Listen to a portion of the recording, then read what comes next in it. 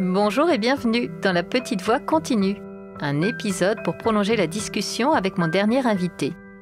Quitte à passer un moment avec des thérapeutes en les interrogeant sur leur parcours et leur métier, autant en profiter pour leur demander aussi des conseils pratiques pour vivre heureux et bien dans notre peau. Dans ce court échange, publié une semaine après l'entretien, j'interroge mon invité sur une problématique concrète par rapport au bien-être ou au développement personnel. Pour ne rater aucun épisode, pensez à vous abonner sur votre plateforme de podcast favorite. Je compte aussi sur vous pour laisser des étoiles, des bonnes notes et des commentaires. Ça aide vraiment à faire découvrir La Petite Voix à d'autres personnes. Allez, La Petite Voix continue, c'est parti!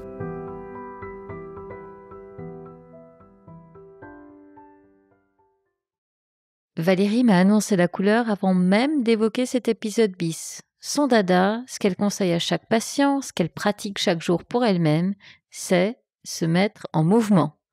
Alors, pourquoi, comment et avec quelle pratique, Valérie nous raconte tout. Bonjour Valérie, bienvenue à nouveau dans La Petite Voix. Bonjour Herveline et merci.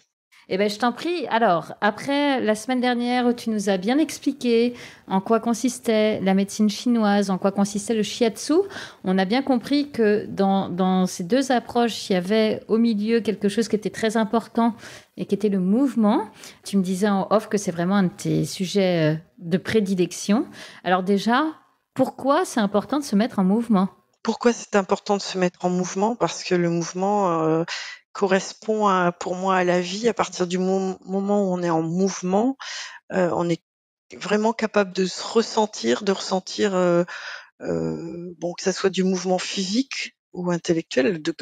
Si c'est physique, on ressent son corps, on peut sentir les choses, on peut sentir son cœur, on peut sentir le sang circuler, quoi. Ça va loin, hein. On peut sentir même des fois sur certains mouvements, on peut sentir jusqu'à l'énergie qui circule dans son corps. Quand je dis mouvement, je demande pas partir sur des mouvements énormes, des trucs énormes, mais il faut faire voilà. Alors des fois, il y a des gens qui ont des rituels quotidiens, ils font du yoga, du qigong, des activités. Bon, moi, souvent, j'ai des patients qui viennent au cabinet, je leur préconise le pilate, Ouais. parce que le pilate, pour moi, est une activité.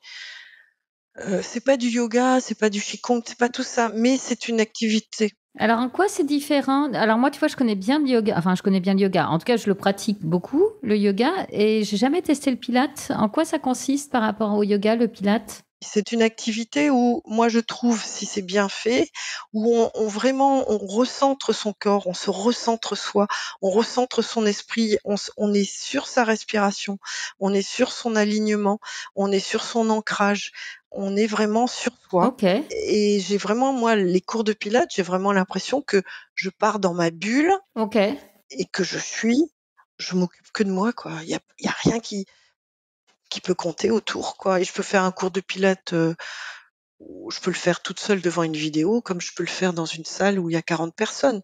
Et j'ai cette même sensation où je suis centrée sur moi et c'est primordial. Et en plus, l'aspect respiratoire va aider à vivre bien.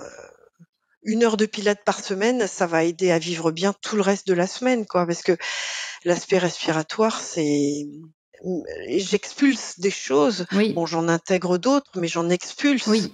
Et plus on respire mieux et mieux c'est. Oui, bien Parce que sûr. le physique, c'est aussi le mental, quoi. Oui, on en revient au précepte de la médecine chinoise dont tu nous parlais la dernière fois. C'est complètement lié. Mais en fait, tout ce que tu me décris là du pilate, je pourrais te dire la même chose en parlant du yoga, cette sensation d'ancrage, d'alignement, le travail sur la respiration, ce moment dans notre bulle, rien que pour soi. En tout cas, donc dans ces deux disciplines-là, on est dans le mouvement. Tu as évoqué aussi le tai chi, le qigong. Est-ce que la marche, on peut aussi considérer que c'est une bonne façon de se mettre en mouvement ? C'est une bonne façon de se mettre en mouvement, bien sûr. Alors, c'est toujours pareil. Bon, la marche, on peut en faire et on peut faire, il y a différents niveaux de marche. Ouais. Mais je pense qu'en complément d'une activité, comme le yoga, le pilate, le tai chi ou le qigong, qui sont quand même des activités douce, Oui. je pense important de s'imposer au moins 1 ou 2 fois par semaine, une demi-heure, voire 1 heure de marche rapide. Ah! Alors attends, marche rapide, on marche à combien? On dit en général, on marche en moyenne à 5 km/h. Là, tu es à combien? Il y a beaucoup de gens qui marchent plutôt à 3-4 km/h. La OK, majorité des gens, c'est rarement 5. d'accord. 5, ça commence à marcher vite. C'est plutôt Ah, 5-6. OK, 5-6, voilà. d'accord. Donc marcher à bon rythme, 2 fois par Oui, mais semaine? c'est pas 10 minutes, hein. Minimum une demi-heure, voire 3/4 d'heure, 1 heure. D'accord, OK, et donc ça, en complément d'une activité plus douce? En complément, parce que l'activité douce est très bonne, pour la posture, pour Ouais, l'ancrage, pour le voilà. Mais, je pense que quand on fait une activité un petit peu plus dense, un petit peu plus intense, on active la circulation sanguine, on active le renouvellement beaucoup plus rapidement, je pense.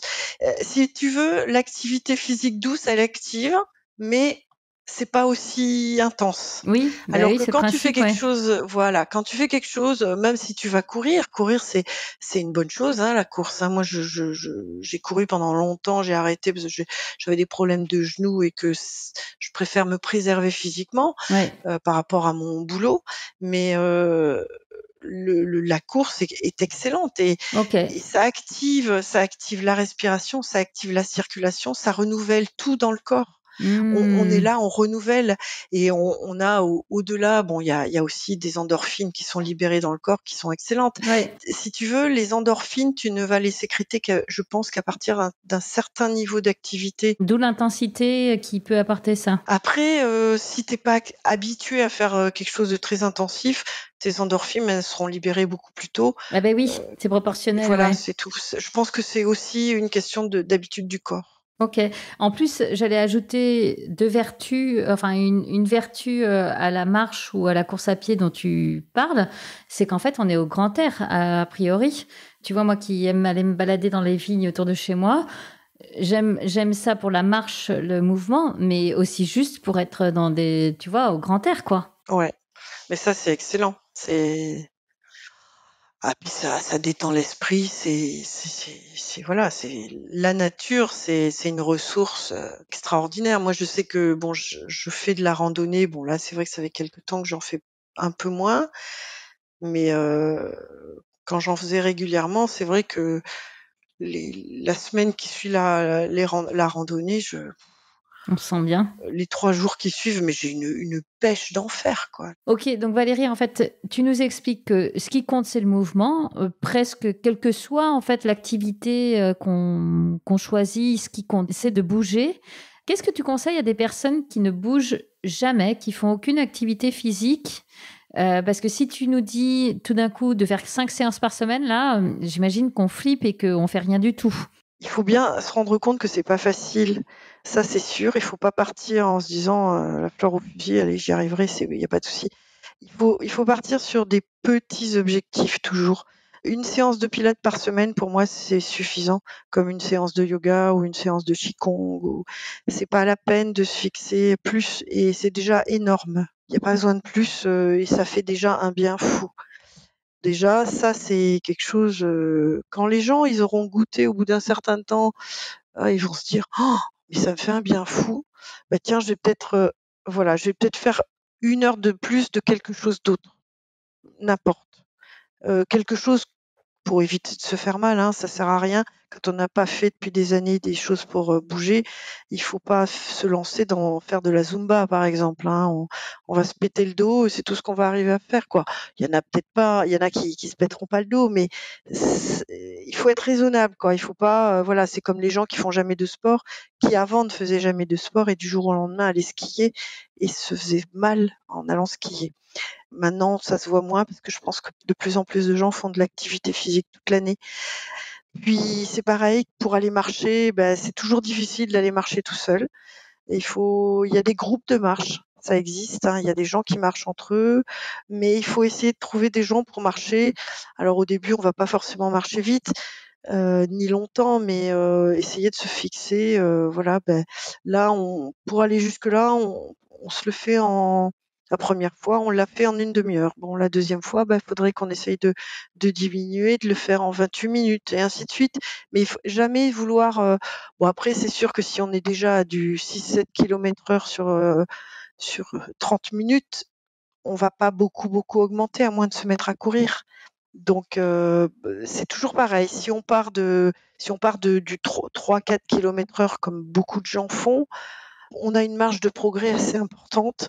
Si on part de 5 km/h ou 6 km/h, la marge de progrès est moins importante. En tout cas, il y a un très bon conseil là que j'entends dans ce que tu nous dis, c'est de trouver des personnes avec qui se motiver. Parce qu'évidemment, c'est beaucoup plus facile de se donner du courage et le jour où nous, on n'en a pas envie, l'autre va nous pousser et vice-versa. C'est vrai que ça aide beaucoup à se mettre en mouvement.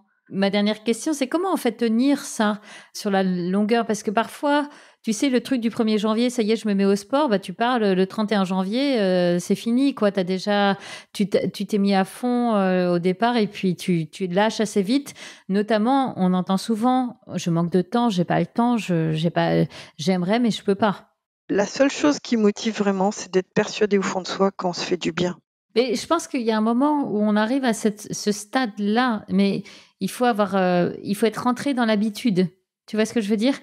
Et c'est ces premières semaines-là de remise en jambes qui sont sensibles. Oui, après, voilà, c'est ce que je dis, hein, il faut pas passer de rien à tout, hein. Il faut y aller doucement. Il faut toujours, il faut pas s'écœurer de quelque chose. Il faut y aller doucement. Il y a des gens, s'ils peuvent marcher que quand on a été malade, si on peut marcher que un quart d'heure après avoir été malade, voilà, et ben on va marcher un quart d'heure. Et si on peut faire que 100 mètres, on fait que 100 mètres. Donc il faut vraiment aussi adapter à soi et ne pas forcer non plus le corps à s'en écœurer, comme tu dis bien. C'est toujours, voilà, il faut. L'écœurement, ça doit être autre chose. C'est-à-dire? Moi, je vais te parler d'un écœurement personnel par rapport à une activité physique. J'ai nagé pendant des années et en fait, un jour, j'en ai eu marre de faire des longueurs, quoi. C'est ce qui m'a écœurée, c'est pas nager en soi. Nager, j'adore ça. Je vais à la mer, je nage. Je vais au large, je reviens. Mais je suis à la mer, j'ai pas y a pas de limite, quoi. Ce qui t'a écœuré, c'est ces longueurs dans les piscines, quoi. Ah ouais, ça T'en pouvais plus. J'en pouvais plus. Ok, et c'est pas le but, justement. Le but, c'est surtout pas de s'écœurer. Au contraire, c'est de trouver du plaisir dans cette mise en mouvement. Ouais. Et ce moment à soi, en fait, parce que c'est vraiment ça aussi, hein. Quand on se met en mouvement, que ce soit à travers le yoga, la marche ou autre, c'est qu'on s'offre un moment à soi, quoi. Oui, ou quand tu décides, tiens, je vais commencer à apprendre l'hébreu ou le japonais, c'est des choses. Alors, c'est différent, mais c'est des mouvements, aussi du mouvement Ouais. qui est excellent pour le cerveau, hein. Eh bien oui, ça aussi, ça met en mouvement autrement, intellectuellement, mais ça fait du bien aussi. Voilà. Ouais. Ok. Eh bien, merci beaucoup Valérie pour ce deuxième entretien. Merci aussi à toi. La petite voix continue, c'est fini pour aujourd'hui. Si vous aimez la petite voix, alors dites-le moi avec des étoiles, des bonnes notes et des commentaires sur votre plateforme de podcast favorite. Parlez-en aussi autour de vous. Et pour ne rater aucun épisode, pensez à vous abonner sur votre appli de podcast ou sur les réseaux sociaux. Vous me trouverez en cherchant La Petite Voix le podcast sur Facebook, Instagram et YouTube. Une dernière chose qui me tient à cœur, je serais ravie d'échanger avec vous sur vos impressions, vos questions, vos suggestions. Alors, n'hésitez pas à m'écrire. Merci beaucoup et à bientôt sur La Petite Voix.